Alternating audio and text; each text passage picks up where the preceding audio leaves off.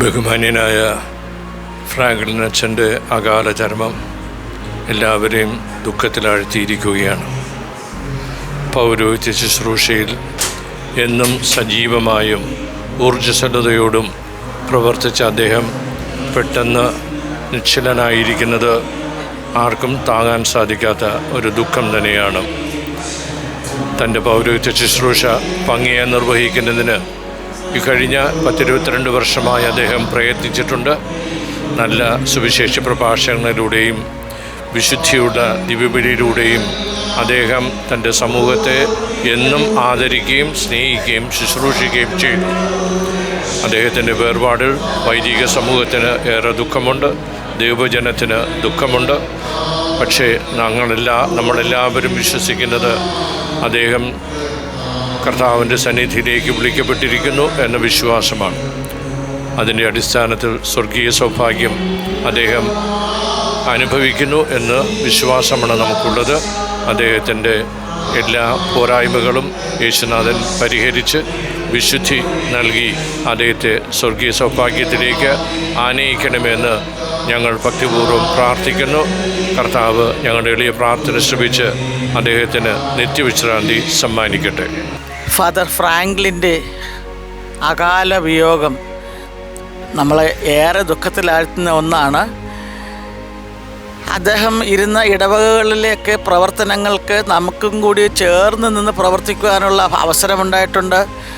കോയിവിള ഇടവകയിലാണെങ്കിലും അരവിളയിലാണെങ്കിലും ശക്തികുളങ്ങരയിലാണെങ്കിലും ഇപ്പോൾ അവസാനം പോർട്ടുവല്ല ഇടവകയിലായിരുന്നു അച്ഛൻ ഇരുന്നത്. അവിടെ വെച്ചായിരുന്നു അച്ഛൻ്റെ ഈ അകാല വിയോഗം സംഭവിച്ചിരിക്കുന്നത്. ഈ ഇടവകകളിലൊക്കെ പ്രവർത്തിക്കുമ്പോഴേ നമ്മുടെ തൊട്ടടുത്തുള്ള ഇടവകകളായതുകൊണ്ട് തന്നെ ശക്തികുളങ്ങര എൻ്റെ സ്വന്തം ഇടവകയിലായിരുന്നത് സമയത്തുമൊക്കെ അച്ഛനുമായിട്ട് ചേർന്ന് നിന്ന് പ്രവർത്തിക്കാനുള്ളൊരു അവസരം നമുക്കുണ്ടായിട്ടുണ്ട്. പല സംഘടനകളുടെയും ഉത്തരവാദിത്വം ആ സമയത്തൊക്കെ അച്ഛൻ ഏറ്റ് ചെയ്യുന്നുണ്ടായിരുന്നു.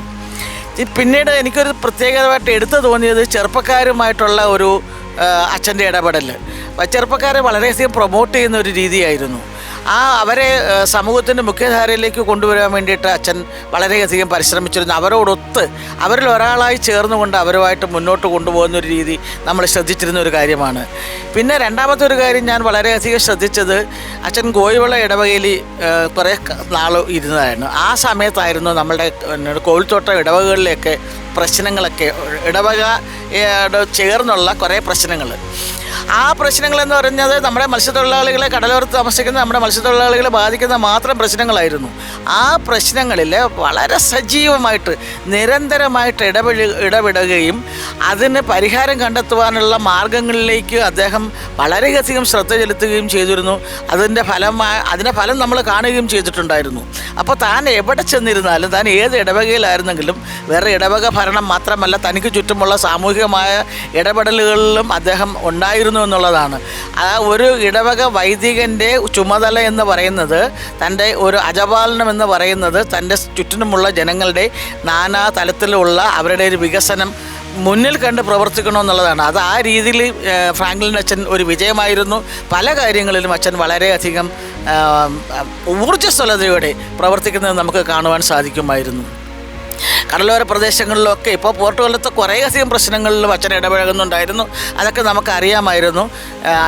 ഇത്ര പെട്ടെന്ന് നമ്മൾ ഒരിക്കലും പ്രതീക്ഷിക്കാത്ത ഇത്ര ചെറുപ്പത്തിൽ നമ്മുടെ കൊല്ലം രൂപതയ്ക്ക് വന്ന ഈ ഒരു നഷ്ടമെന്ന് പറയുന്ന ഒരു യുവ വൈദികൻ്റെ ഈ തീരാ നഷ്ടം തന്നെയാണ് നമുക്ക് കൊല്ലം രൂപതയ്ക്ക് ഉണ്ടായ നഷ്ടത്തിൽ നമ്മൾ എല്ലാവരും ദുഃഖിതരാണ്. ഇത് ഒരു സാധാരണ ഒരു മരണമായിട്ട് നമുക്കങ്ങ് തള്ളിക്കളയാൻ പറ്റില്ല. കാരണം ഒരു ചടുലമായ പ്രവർത്തനം നടത്തിക്കൊണ്ടിരുന്ന ഒരു വൈദികൻ്റെ മരണമാണ്, ഒരു നഷ്ടമാണ് നമുക്ക് ഉണ്ടായിരിക്കുന്നത്. അതിൽ നിന്നൊക്കെ മുക്തി നേടാൻ ദൈവം നമ്മളെ സഹായിക്കട്ടെ. പ്രിയപ്പെട്ട ഫ്രാങ്ക്ലിൻ അച്ഛനെ ഓർക്കുമ്പോൾ 1990-93 കാലഘട്ടത്തിൽ കൊല്ലം ഫാറ്റിമ മാതാ നാഷണൽ കോളേജിൽ എൻ്റെ ഈ സുഹൃത്തുക്കളോടൊക്കെ ഒപ്പം ഞങ്ങളുടെ ക്ലാസ്സിൽ ഒരു വിദ്യാർത്ഥിയായിട്ട് ഫ്രാങ്ക്ലിൻ അച്ഛൻ ഞങ്ങളോടൊപ്പം ഉണ്ടായിരുന്നു.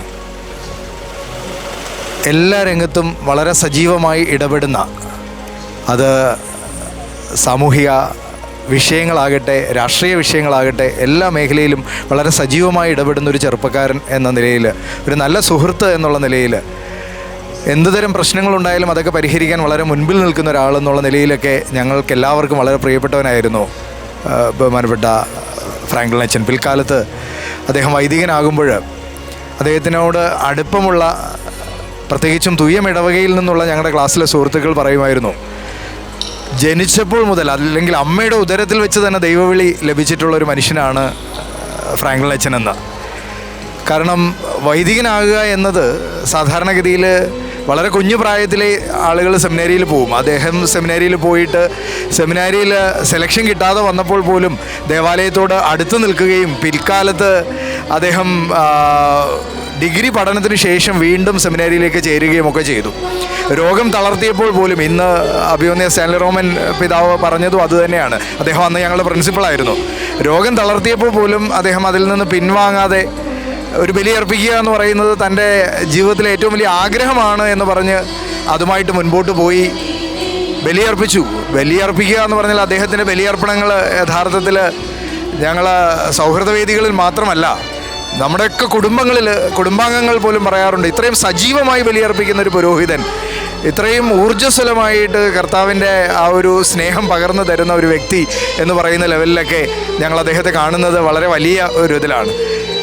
ഞങ്ങളൊക്കെ ഇങ്ങനെ തിരക്കുമായിട്ട് പലയിടങ്ങളിലായിരിക്കുന്ന സമയത്തും എല്ലാവരെയും എല്ലാ വർഷവും ഒരിക്കലെങ്കിലും ഒന്ന് വിളിച്ചുകൂട്ടി, അത് അദ്ദേഹത്തിൻ്റെ മേടയിലാണെങ്കിൽ പോലും ഒന്ന് വിളിച്ചുകൂട്ടി എല്ലാവരോടും ഒപ്പം സമയം ചെലവഴിക്കാൻ, എല്ലാ കുടുംബങ്ങളോടും സ്നേഹത്തോടു കൂടി ഒരുമിച്ച് നിൽക്കാൻ, കുടുംബങ്ങളിൽ പ്രശ്നമുണ്ടെങ്കിൽ ആ പ്രശ്നങ്ങളിൽ ഇടപെടാനൊക്കെ അദ്ദേഹം കാണിച്ചിരുന്ന ആ ഒരു വലിയ മനസ്സ്, അതിനെങ്ങനെ നന്ദി പറയണമെന്ന് ഞങ്ങൾക്കറിയില്ല. ഞങ്ങളുടെ സുഹൃത്തുക്കളൊക്കെ ഇന്ന് പറയുമായിരുന്നു, എത്ര പെട്ടെന്നാണ് ഫ്രാങ്ക്ലിൻ ഞങ്ങളുടെ ഇടയിൽ നിന്ന് കടന്നുപോയത്. മറക്കില്ല ഞങ്ങളൊരിക്കലും.